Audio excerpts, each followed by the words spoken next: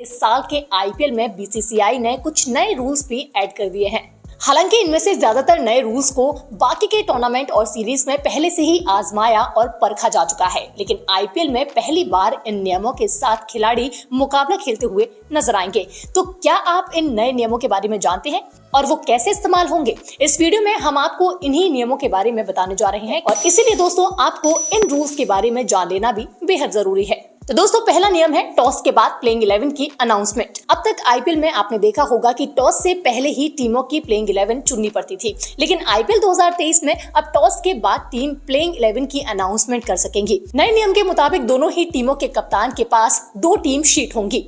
एक शीट में पहले बल्लेबाजी करने की सिचुएशन में प्लेइंग 11 के नाम होंगे, तो दूसरी शीट में पहले गेंदबाजी करने की सिचुएशन में प्लेइंग 11 के नाम होंगे। इन दोनों ही शीटों में सब्स्टिट्यूट के रूप में इस्तेमाल किए जाने वाले 5-5 इम्पैक्ट प्लेयर के नाम भी होंगे। बता दें कि मैच के दौरान दोनों कप्तान टॉस के बाद मैच रेफरी को रिटन में अपनी प्लेइंग 11 के नाम और 5 सब्स्टिट्यूट प्लेयर्स के नाम देंगे।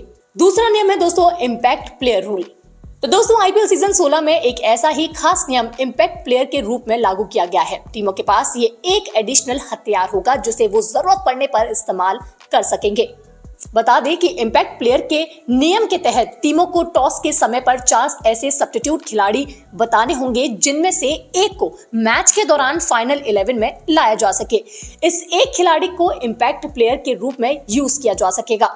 बता दें कि आईपीएल में इम्पैक्ट प्लेयर खिलाने की कंडीशन भी है और वो ये है कि इस खिलाड़ी को पारी से पहले लाया जा सकता है या ओवर खत्म होने के बाद बुलाया जा सकता है। इसके अलावा विकेट गिरने पर और बल्लेबाज रिटायर हो तब भी इम्पैक्ट प्लेयर को बुलाया जा सकता है, लेकिन ओवर के बीच में ऐसा नहीं किया जा सकता। बता दें कि इम्पैक्ट प्लेयर आने के बाद मैदान से बाहर गया हुआ खिलाड़ी वापस खेलने के लिए नहीं आ सकता। उस मैच में उसे बाहर ही बैठना होगा। सब्स्टिट्यूट फील्डर के रूप में भी उसे मैदान पर नहीं बुलाया जा सकता। एक और अहम बात यह भी है कि इम्पैक्ट प्लेयर के 4 नामों में से भारतीय खिलाड़ियों को ही बुलाया जा सकता है। 4 विदेशी खिलाड़ियों का नियम होने के कारण ऐसा किया गया है।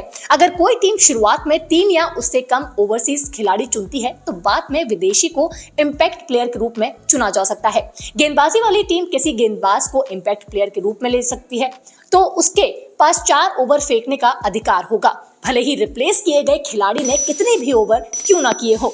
अगर मैच में देरी के कारण ओवर कम होते हैं तो भी इम्पैक्ट प्लेयर का रूल लागू रहेगा।